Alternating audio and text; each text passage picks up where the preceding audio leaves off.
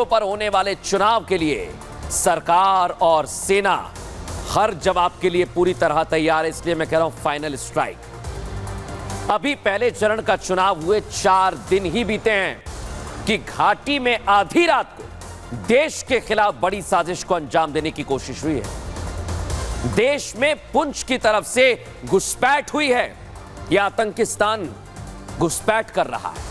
सोचिए दर्शकों, एक पाकिस्तानी नागरिक जम्मू कश्मीर में कृष्णा घाटी सेक्टर की तरफ से देश की सीमाओं को लांघते हुए भारत में घुस गया। सोचिए आप, तस्वीर आपको दिखा रहा हूं, जिसे भारतीय जवानों ने अपने मंसूबों में कामयाब होने से पहले ही पकड़ लिया है।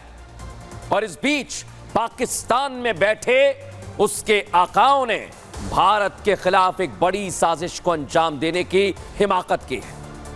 चुनाव से ठीक 3 दिन पहले बड़ी मात्रा में क्या हुआ है दर्शकों, देख लीजिए।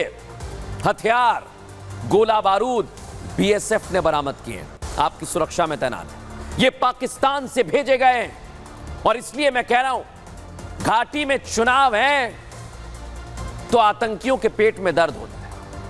आतंकिस्तान को समझ नहीं आता है, करे तो करेगा। और दिखाता हूं दर्शकों में आपको, जो आतंकी पड़ोसी मुल्क से आते हैं, आतंकिस्तान से आते हैं और उनका गढ़ है, लेकिन वो ये भूल बैठे हैं कि कोशिश चाहे वो भारत की तरफ नजर उठाकर देखने की कितनी ही क्यों ना कर ले, नतीजा भुगतने के लिए तैयार रहना होगा।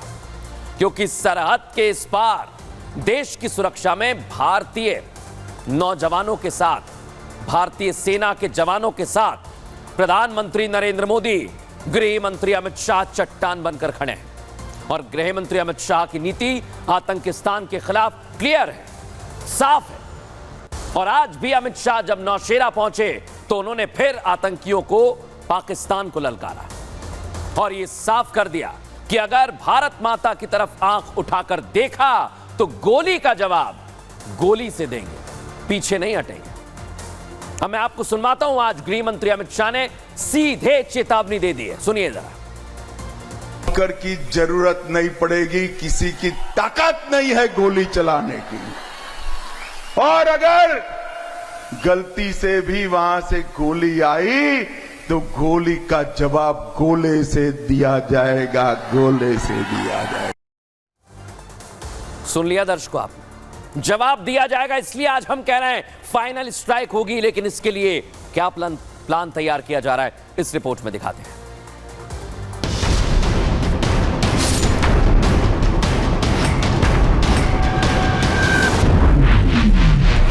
आज से ठीक 8 साल पहले महीना यही था और तारीख थी आसपास की ही। वो तारीख थी 28-29 सितंबर, वक्त आधी रात का, जब भारतीय सेना पीओके में सर्जिकल स्ट्राइक को अंजाम देती है। पीओके में घुसकर आतंक के आका को बता देती है कि उसकी एक हरकत उसका विनाश कर सकती है। इसके बाद फिर 26 फरवरी 2019 में बालाकोट में स्ट्राइक होती है। ऐसे में अब तीसरी बार सर्जिकल स्ट्राइक का डर पाकिस्तान को सताने लगा। पाकिस्तान खौफ में है, क्योंकि उसे पता है ये सभी हमले नरेंद्र मोदी के प्रधानमंत्री बनने के बाद हुए।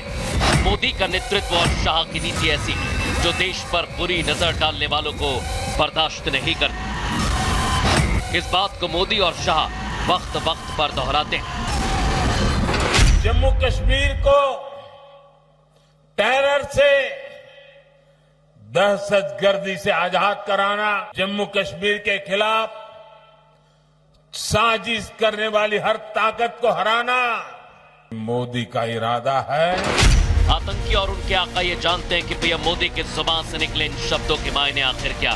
इस पर नौशेरा में आज अमित शाह का आतंकवादियों को ललकारना बहुत बड़ा संदेश दे रहा है, आतंकियों के मंसूबों को पस्त कर रहा है। गलती से भी वहां से गोली आई तो गोली का जवाब गोले से दिया जाएगा, गोले से। देश की सुरक्षा के इस प्रण में उत्तर प्रदेश के मुख्यमंत्री योगी आदित्यनाथ ने भी मोर्चा संभाल लिया। वो कह रहे हैं कि आतंकवाद को संरक्षण देने वाले एक एक देश विरोधी का चुन चुन कर सफाया किया जाएगा। कश्मीर में धारा 370 को हमेशा के लिए समाप्त करके आतंकवाद की ताबूत पर अंतिम कील ठोकने का काम किया है। आतंकवाद अब अपनी अंतिम सांस ले रहा है। मोदी, शाह और योगी के आतंकियों की सफाई की नीति पाकिस्तान के हलक के नीचे नहीं उतर रही। ऐसे में आदत से मजबूर पाकिस्तान गड़बड़ी फैलाने का कोई मौका नहीं छोड़ना चाहता। लेकिन पाकिस्तान को यह भी अच्छी तरह से पता है कि अगर आतंकी हमले किए गए तो फिर से सर्जिकल स्ट्राइक के लिए तैयार रहना होगा। देख लिया दर्शकों, एक बार और स्ट्राइक के लिए तैयार रहना होगा। और अब मैं आपको बताता हूं कि क्यों बार बार पीएम मोदी और गृह मंत्री अमित शाह को आतंकिस्तान को याद दिलाने की जरूरत पड़ती है कि भारत का वो बाल बांका भी नहीं कर पाएगा। पाकिस्तान अपनी आदत से मजबूर है।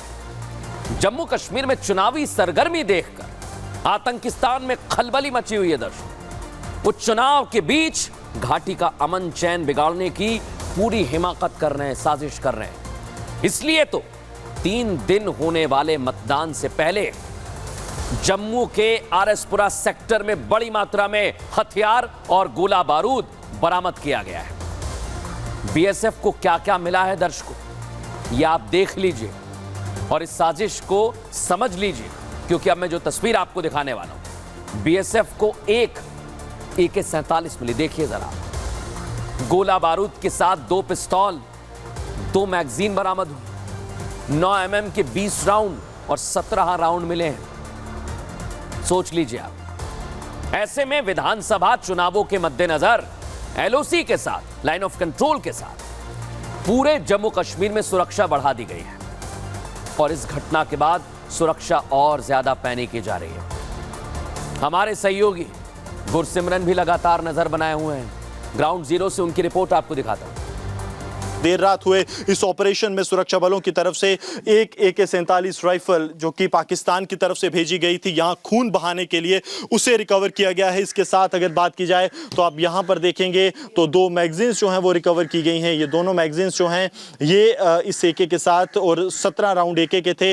2 पिस्टल्स रिकवर की गई हैं। ये आप देखेंगे जो मेड इन इटली है ये यहां पर रिकवर हुई है। इसके साथ 2 मैगजीन्स थे। एक और पिस्टल 9 mm की रिकवर की गई है BSF की तरफ से। इसके साथ एक सिगरेट का पैकेट भी है जो कि आजाद जम्मू कश्मीर यानी कि पाकिस्तान अधिकृत जम्मू कश्मीर से बना है। एक चप्पल जो है वो चप्पल आप देखेंगे घुसपैठिए की, वो भी यहाँ पर रह गई है। कुछ जो बैग्स थे वो घुसपैठिया अपने साथ लाया था। ये कुछ वो बैग्स हैं यहाँ पर आप देखेंगे जिसमें कि आपको दिखेगा कि यहाँ पर जमालदीन वली रहीम यार खान जगह का नाम लिखा है। लेकिन दर्शकों, आतंकी सिर्फ एक एंड से अपने मंसूबों को पूरा करने की कोशिश नहीं कर रहे। जम्मू कश्मीर में चुनाव होने से जो तिलमिलाहट आतंकिस्तान में मची हुई है, जहां खाने को रोटी नहीं है, उसी का नतीजा है कि पुंछ में पकड़ा गया पाकिस्तानी नागरिक, जिसे अब मैं आपको टीवी स्क्रीन पर दिखाने वाला हूं। ये देख लीजिए आप। इसका नाम है हसन शाह। यह शख्स पाकिस्तान से आया घुसपैठिया है, जिसे कृष्णा घाटी सेक्टर में भारतीय सेना के जवानों ने अपनी कस्टडी में ले लिया है। किन मंसूबों के तहत यह आया है, इसकी जांच की जा रही है दर्शक।